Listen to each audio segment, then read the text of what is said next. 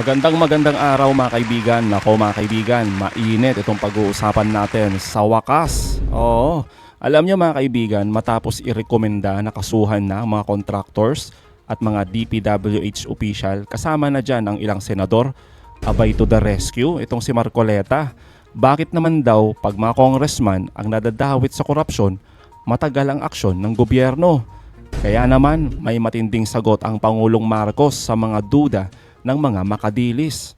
Samantala, kinastigo naman ni attorney itong patuloy na pagpapalabas ng mga pasabog kuno ni Saldico na patuloy din ginagamit ng mga makaduterte para siraan lalo ang gobyerno para patalsikin ang Pangulo. At Robin Padilla binira matapos muling nagkalat ng katangahan sa Senado. Nako, abangan nyo yan. Yan ang pag-uusapan natin. Pero bagong lahat, pakilike muna ating video, pakishare na din po at subscribe na po kayo sa ating channel. Unahin na po muna natin ito mga kaibigan. So parang nakikita natin, pagka miyembro ng House of Representatives, parang mabagal po yung action. Parang yung pag-aaral medyo matagal po. Ano? Hindi naman po, hindi naman. Sabi ni Secretary Vince, hindi naman po ganun. Gusto ko rin pong paniwalaan yun, Mr. President. Totoo po, baka akala ninyo ako yung nagbibiro. Gusto kong paniwalaan yun.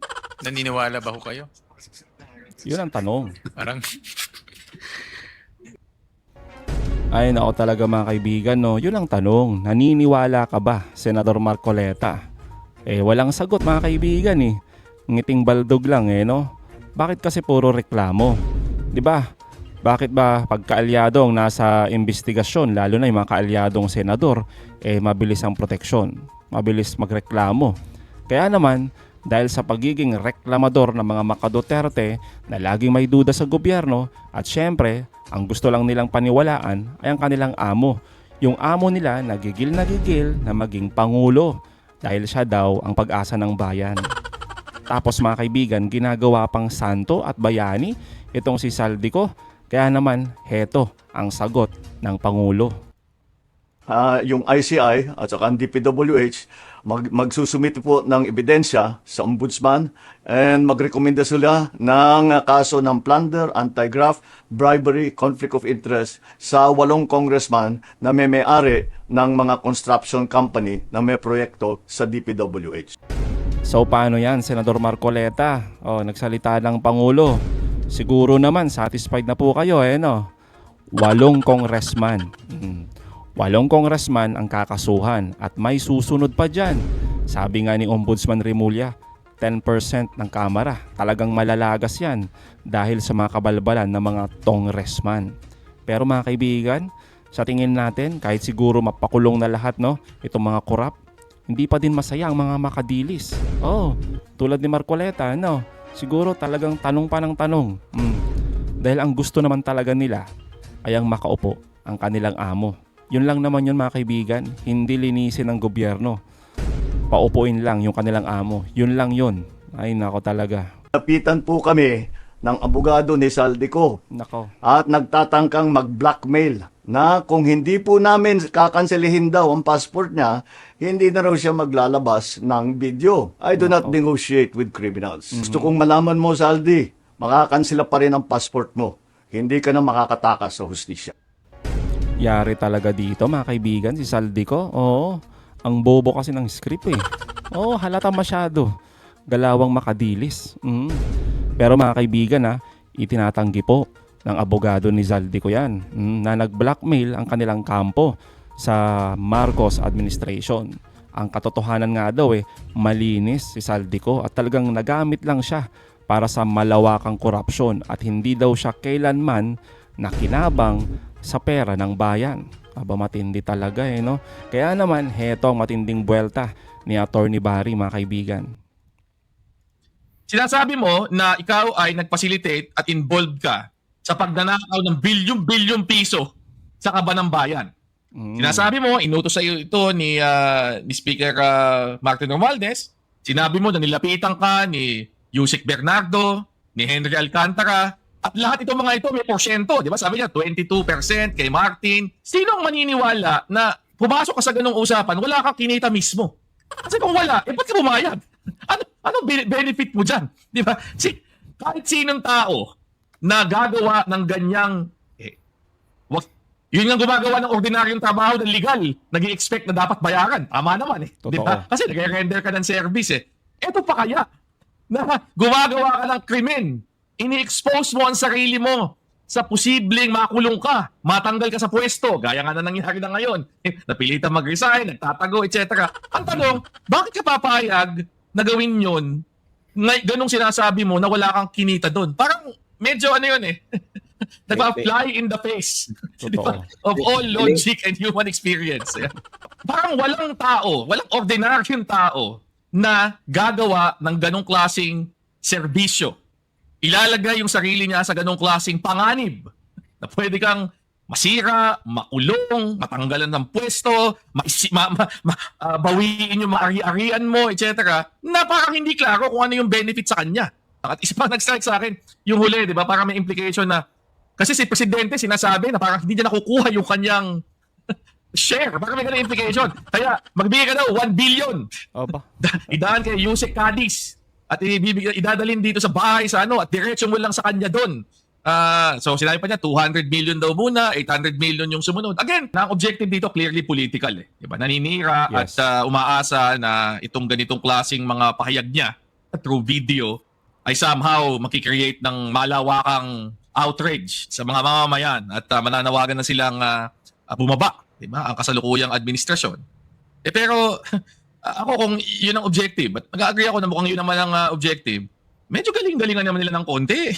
Tinuturo lahat ng ibang tao, gusto niyang tamaan ng kasalanan, pero siya, ang ingat niyang nilalayo yung sarili niya sa anumang bahid nitong skandalong ito na, pagkatapos ang lahat ng lumabas, pagkatapos ng lahat ng nakuha na nating impormasyon laban sa kay Zaldico at sa mga kanyang ginawa at sa kanyang papel dito, ang hirap talagang paniwalaan na wala siyang naging pakinabang kahit 5 sa buong usaping ito. Totoo naman, di ba mga kaibigan, yung sinasabi dito ni Attorney Barry, sinong tanga na politiko itong katulad ni Zaldico na magpapagamit sa isang sistematikong korupsyon ang hindi makakatikim o kaya naman makikinabang sa nangyayaring nakawan na to? Napaka-imposible mga kaibigan, no? Sino ba kasi yung gumawa ng script ni Zaldico? Sobrang sablay eh. Di ba mga kaibigan? Yung script niya para lang sa mga makadilis. Kahit anong ipakain mo sa kanila, mabubusog sila. Paniniwalaan yan. At gagamitin pa yan na siraan. Gagamitin nila yan para siraan ang gobyerno natin. At syempre ang Pangulo.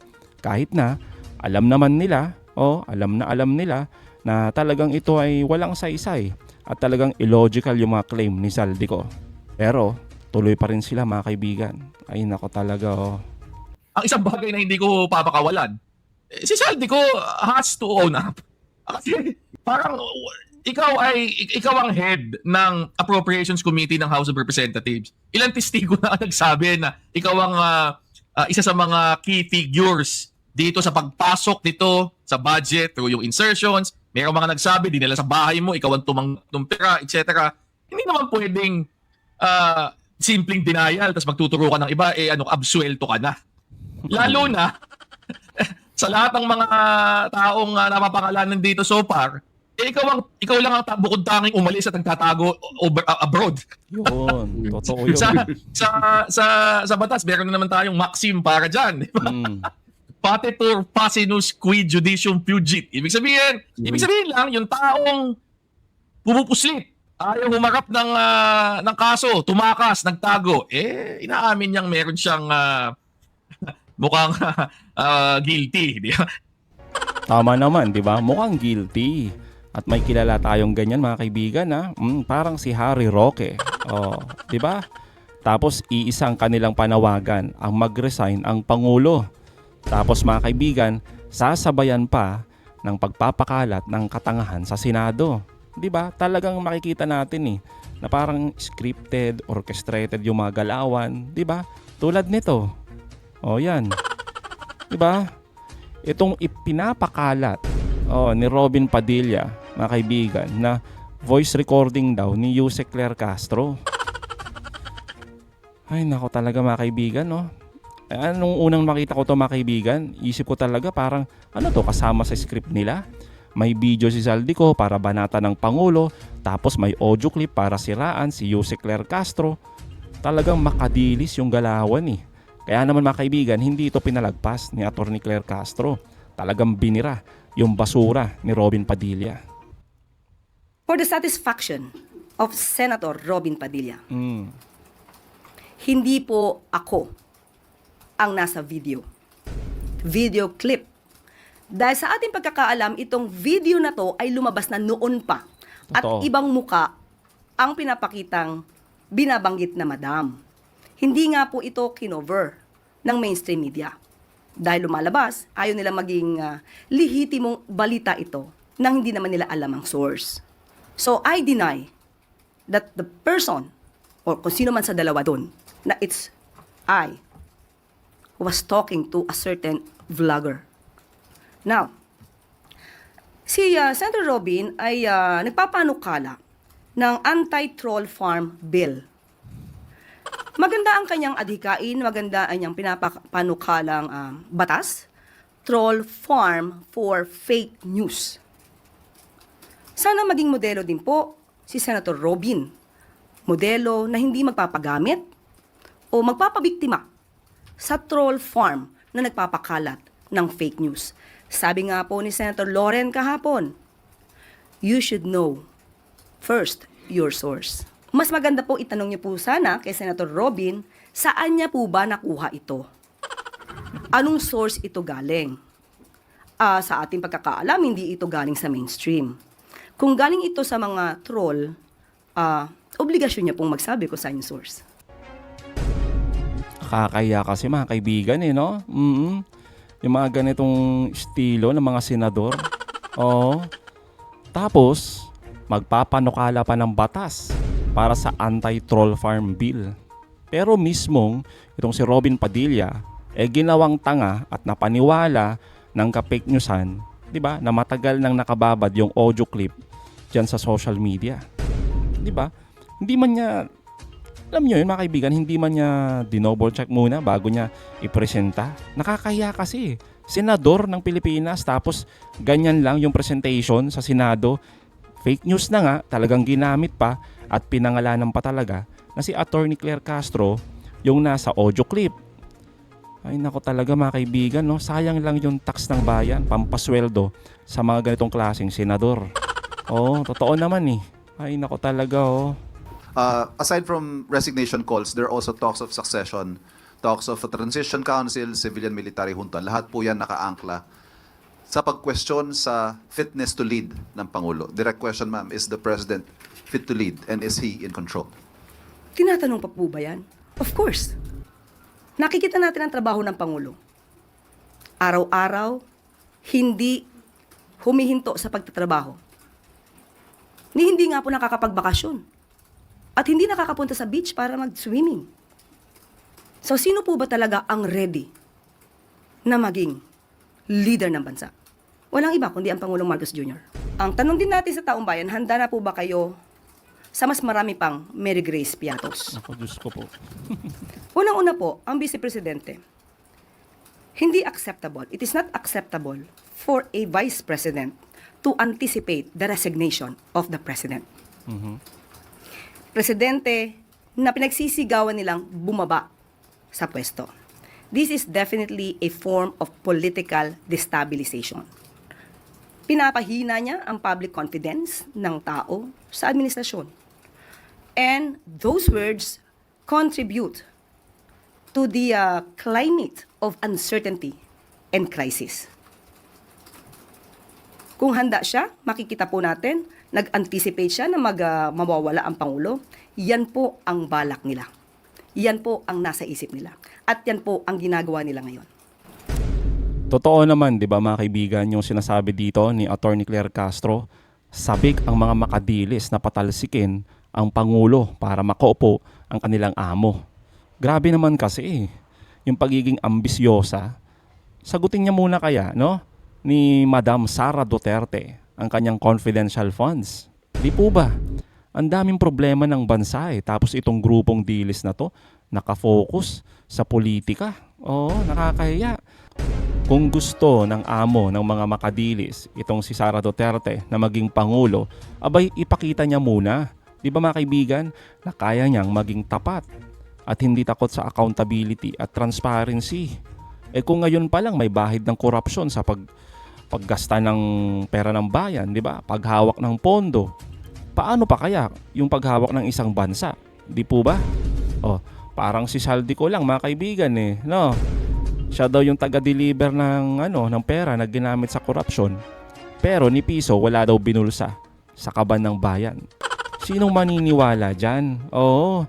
Parang ang dating kasi, kayo-kayo na lang ng mga makadilis Yung nagbobolahan, naggagaguhan.